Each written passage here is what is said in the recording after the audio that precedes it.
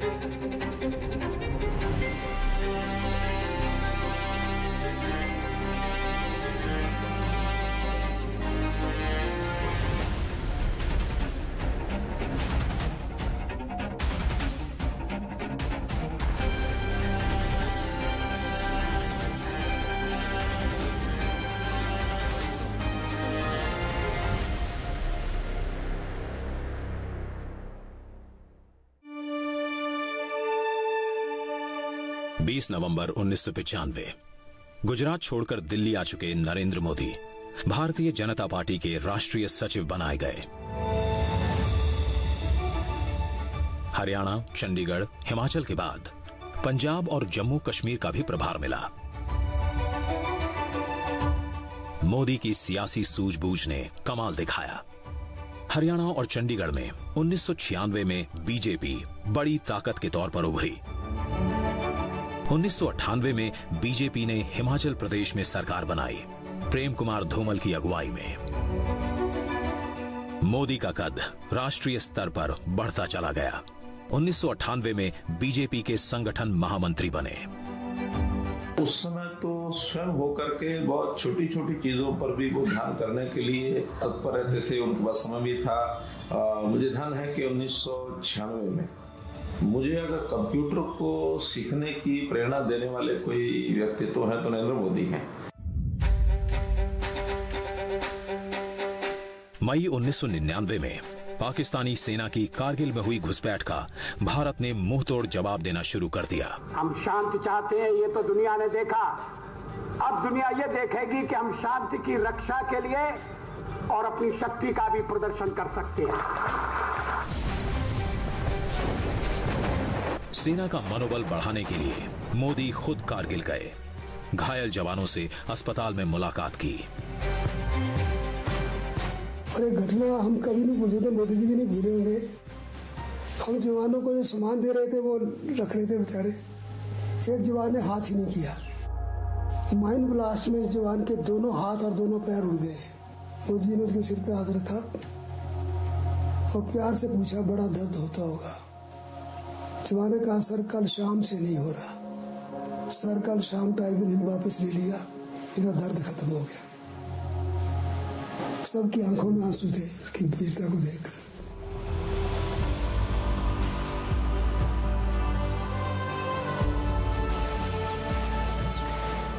कारगिल से पाकिस्तानी घुसपैठियों को भारतीय सेना ने मार भगाया।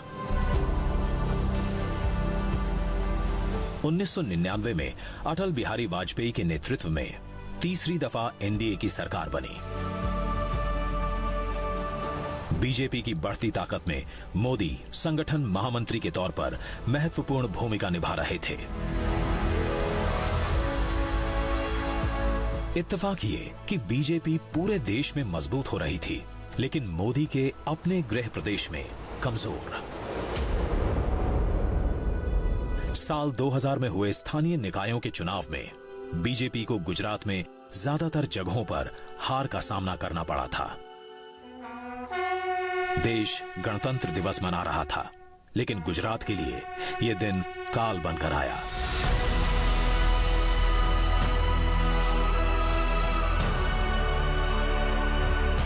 जबरदस्त भूकंप के कारण 10,000 से अधिक लोगों की जान गई।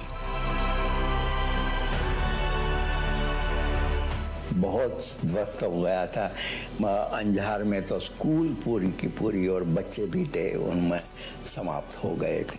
तो ऐसी खराब हालत थी उन दिनों में कि पता नहीं था कि इसमें क्या करें।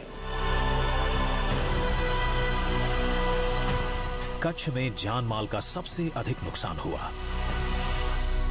भुज की पुनर्रचना कैसे होनी चाहिए, उन्होंने कहा था कि अलग जगह पर बड़ी जगह लेकर गांवों की पुनर्रचना करनी चाहिए और शहरों जैसी रचना करनी चाहिए।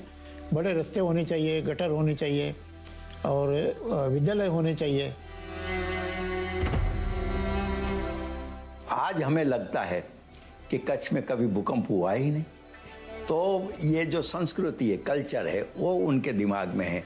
आपत्ति को अवसर में बदलना, ये दो जीवन सूत्र नरेंद्र मोदी के पूरी राजनीतिक और सामाजिक जीवनी में है।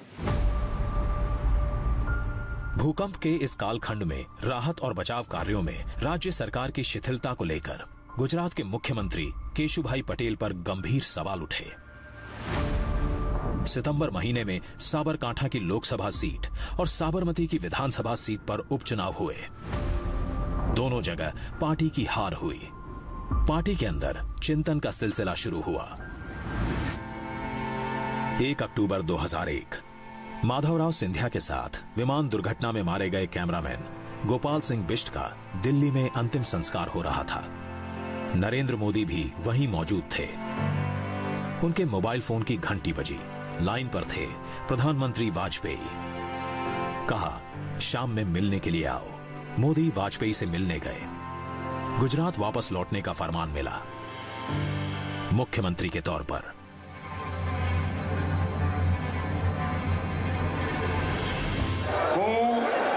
નરેન્દ્ર દામોદરદાસ મોદી ઈશ્વરના નામે સોગંદ લઉં છું કે કાયદાથી સ્થાપિત ભારતના સંવિધાન પ્રત્યે હું સાચી શ્રદ્ધા અને નિષ્ઠા ધરાવીશ।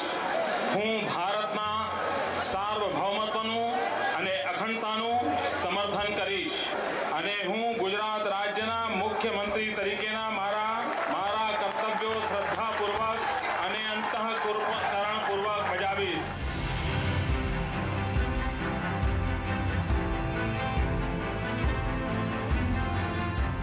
मुख्यमंत्री पद संभालते ही नरेंद्र मोदी अपनी मां हीराबा के पैर छूने गए।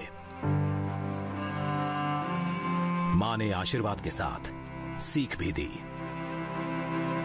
बेटा कोई घूस दे तो लेना मत।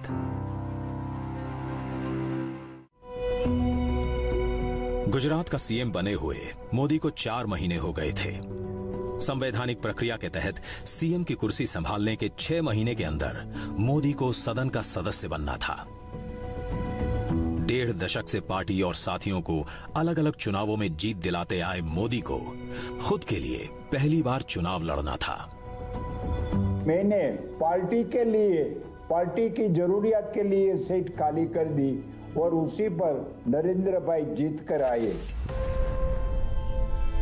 27 फरवरी 2002 गोधरा रेलवे स्टेशन से ठीक आगे साबरमती एक्सप्रेस के S6 डिब्बे में साजिश के तहत दंगाइयों की भीड़ ने आग लगाई।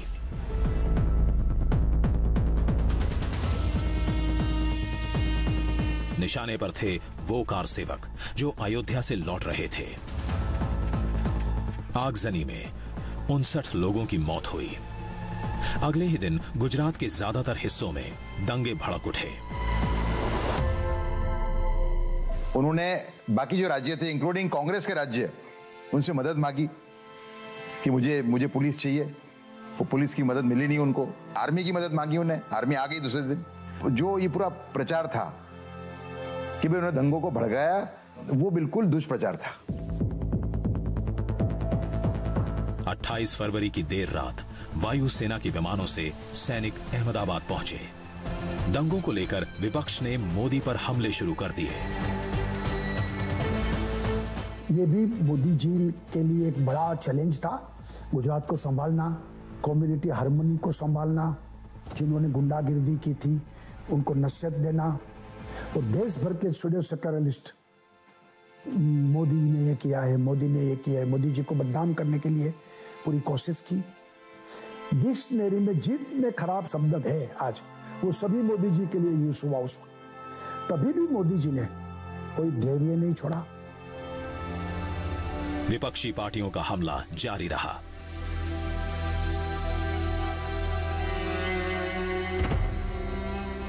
मोदी ने जनता की अदालत में जाने का फैसला किया। जुलाई 2002 में गुजरात विधानसभा को भंग करने की सिफारिश की। 10 साल बाद मोदी एक बार फिर से रथ पर सवार हुए।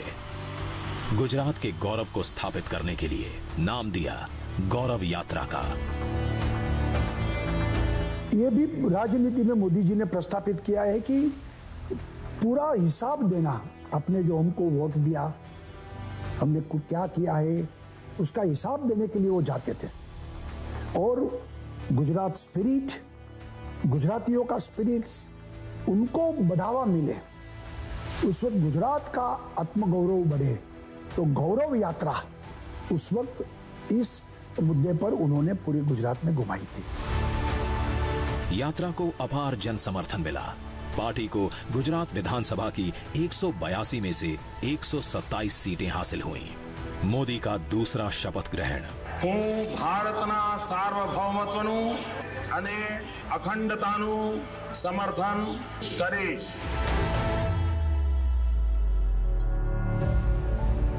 28 सितंबर 2003 अहमदाबाद का Tagore hall vibrant Gujarat global investor summit का साक्षी बना। Here was a concerted attempt. Gujarat में निवेश आकर्षित करने के लिए एक ठोस प्रयास किया गया था। आप निवेश के बिना विकास नहीं कर सकते, और वाइब्रेंट गुजरात ने कई वर्षों तक उस एक घटना के रूप में सेवा की जिसने सभी को इस तथ्य पर केंद्रित किया कि हमें गुजरात में निवेश प्राप्त करने की आवश्यकता है। देश विदेश के बड़े उद्योगपति शामिल हुए। बड़े पैमाने पर निवेश के प्रस्ताव आए। मोदी के शासन की जमकर तारीफ हुई। 2003 से शुरू हुआ ये सिलसिला हर 2 साल पर vibrant Gujarat global investor summit के तौर पर जारी रहा।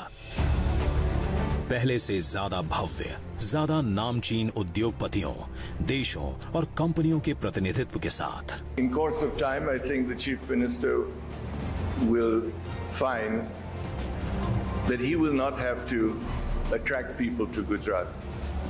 The question will be, you're stupid if you're not here. देशी विदेशी निवेश गुजरात में लगातार बढ़ता रहा।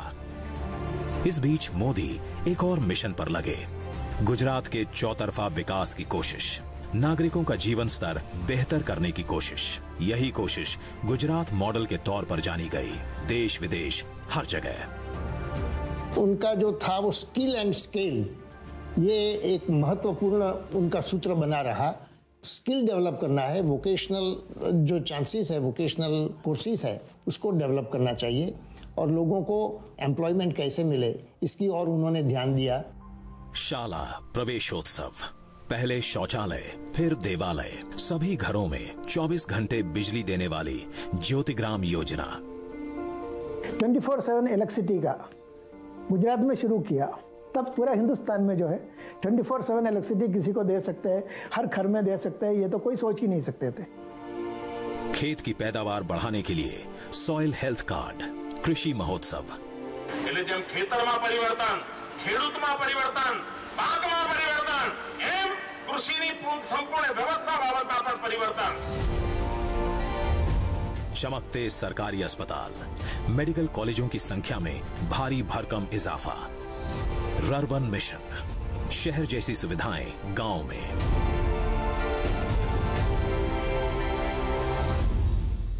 तो नरेंद्र भाई ने कहा, देश को दिशा दिखानी है, गुजरात को ही दिखानी पड़ेगी।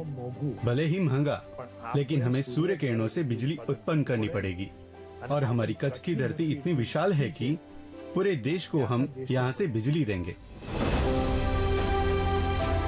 एशिया का सबसे बड़ा सोलर पार्क, दुनिया का सबसे लंबा कैनाल नेटवर्क, देश का पहला रिवर फ्रंट।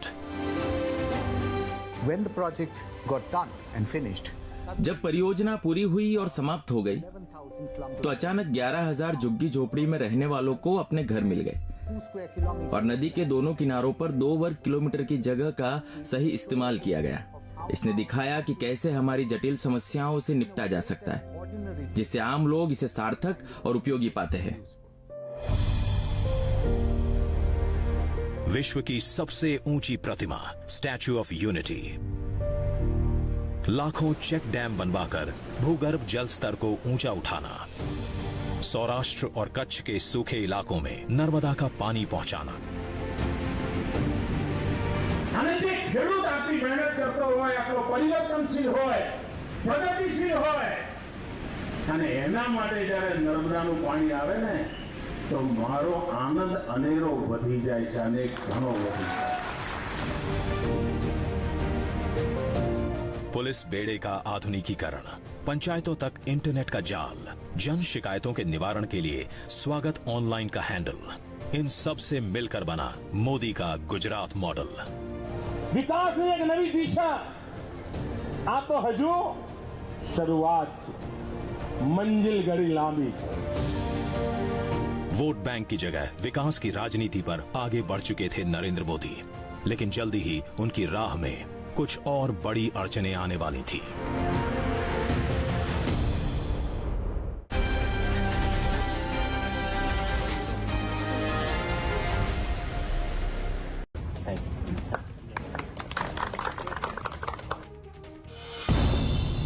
गोवा के पूर्व सीएम लुइजिनो फिलेरो समेत कुछ नेता कोलकाता में आयोजित एक कार्यक्रम के दौरान टीएमसी में शामिल हो गए। उन्होंने 2 दिन पहले ही कांग्रेस पार्टी छोड़ी थी।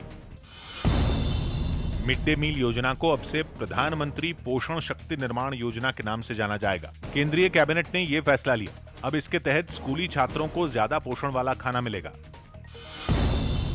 पाकिस्तान क्रिकेट टीम के पूर्व कप्तान इंजमामुल हक ने साफ किया कि उन्हें दिल का दौरा नहीं पड़ा। उन्होंने बताया कि वो पेट दर्द की शिकायत लेकर अस्पताल गए थे, जहां पता चला कि उनकी एक नस ब्लॉक्ड है। इसी के बाद डॉक्टरों ने एंजियोप्लास्टी की। चीन ने 5000 कमरों वाला एक बड़ा क्वारंटीन सेंटर बनाया। इस सेंटर में विदेश से आने वाले लोगों को क्वारंटीन किया जाएगा। जापान के विदेश मंत्री रहे फुमियो किशिदा वहां के अगले प्रधानमंत्री होंगे। उन्होंने सत्ताधारी पार्टी के नेता का चुनाव जीत लिया। अब फुमियो किशिदा जापान के मौजूदा पीएम योशिहिदे सुगा की जगह लेंगे। प्रधानमंत्री मोदी 7 अक्टूबर को उत्तराखंड के दौरे पर जा सकते हैं। खबर है कि अपने इस दौरे में वो केदारनाथ धाम भी जाएंगे। इसके अलावा ऋषिकेश में एक ऑक्सीजन प्लांट का उद्घाटन करेंगे। साथ ही राज्य में रेलवे समेत कई विकास परियोजनाओं की वो जानकारी भी लेंगे। पाकिस्तान क्रिकेट बोर्ड में चल रहे बदलाव के बीच अब बोर्ड के सीईओ वसीम खान ने भी अपने पद से इस्तीफा दे दिया। उन्होंने अपना कॉन्ट्रैक्ट खत्म होने से 4 महीने पहले ही ये पद छोड़ दिया। शिवसेना नेता संजय राउत ने बताया कि उनकी पार्टी अगले साल गोवा में 40 में 22 सीटों पर विधानसभा चुनाव लड़ेगी।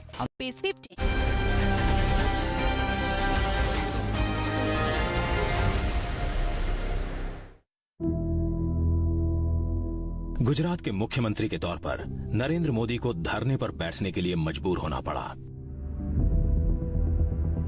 मुख्यमंत्री ने अपने स्टेट के लिए उपवास किया हो, अभी तक एक ही दाखिला है और नरेंद्र भाई मोदी का है। केंद्र सरकार थी कांग्रेस की, बांध की ऊंचाई बढ़ाने के लिए यहां पर पास किया। पूरा गुजरात जाग गया।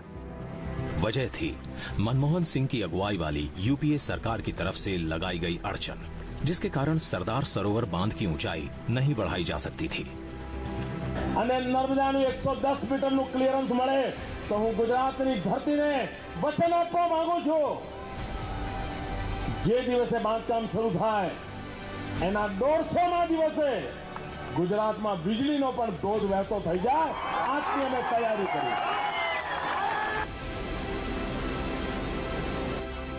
मोदी का उपवास 52 घंटे चला। गुजरात की मांग पूरी हुई।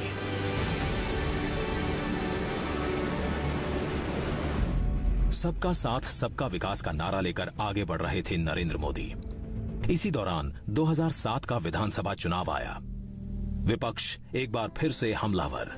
गुजरात की सरकार चलाने वाले झूठे, बेईमानी, डर और मौत के सौदागर हैं। लेकिन जनता का भरोसा मोदी पर।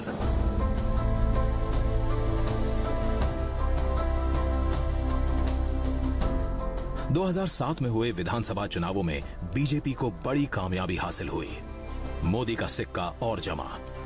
अजीत की छाप मजबूत हुई। 3 अक्टूबर 2008 ममता बनर्जी के हिंसक विरोध के कारण पश्चिम बंगाल के सिंगूर से अपनी ड्रीम कार नैनो का प्लांट बंद करने का ऐलान रतन टाटा को करना पड़ा। टाटा परेशान थे, कहां जाएं, किस जगह नैनो का प्लांट लगाएं। उसी समय उनके मोबाइल पर एक छोटा सा एसएमएस आया, सुस्वागतम। संदेश भेजने वाले थे नरेंद्र मोदी। रतन टाटा ने क्षण भर की देरी नहीं की और मन बना लिया गुजरात में टाटा नैनो का प्लांट लगाने का। We've been through a rather sad experience from a small quarter of the residents of West Bengal, despite the state government's efforts, and so quickly and so efficiently and so with so much enthusiasm, we now have a new home.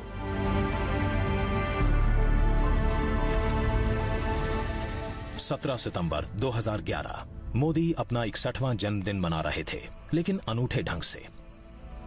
अपने जन्मदिन के मौके पर मोदी ने 3 दिन के सद्भावना उपवास की शुरुआत की।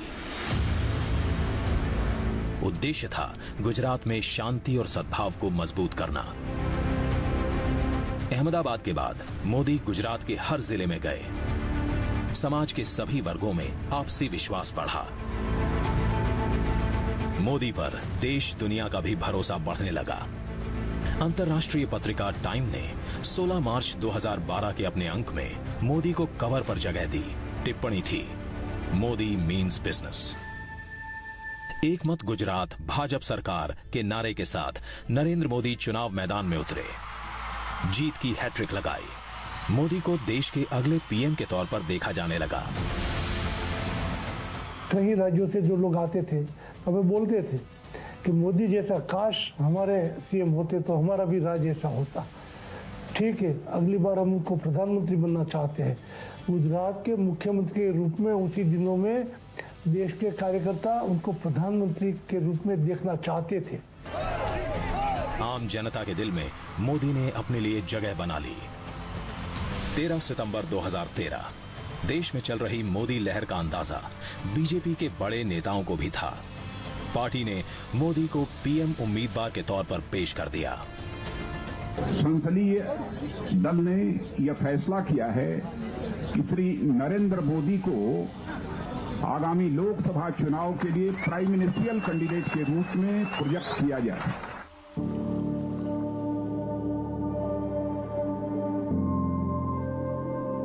जो कभी चाय लेकर ट्रेन के पीछे भागता था, उसके पीछे अब जन सैलाब था।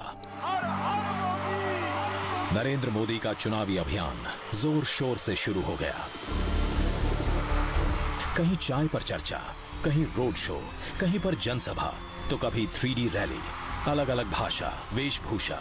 नरेंद्र मोदी देश के हर हिस्से में प्रचार के लिए गए, लेकिन हर जगह सभा में गूंज एक ही। 16 मई 2014 मतगणना शुरू हुई। लोकसभा की 543 सीटों में से एनडीए ने 336 पर जीत दर्ज की। अकेले बीजेपी को 282 सीटें मिली। पहली बार ऐसा हुआ जब बीजेपी खुद अपने बूते पर सरकार बनाने की हालत में थी। नरेंद्र मोदी वाराणसी और वडोदरा दोनों सीटों पर रिकॉर्ड मतों से जीते।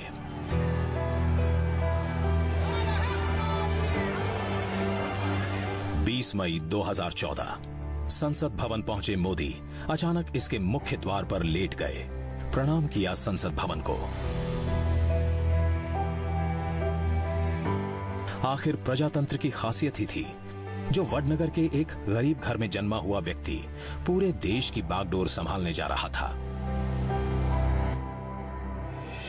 बीजेपी के संसदीय दल के नेता के तौर पर मोदी का चुनाव हुआ।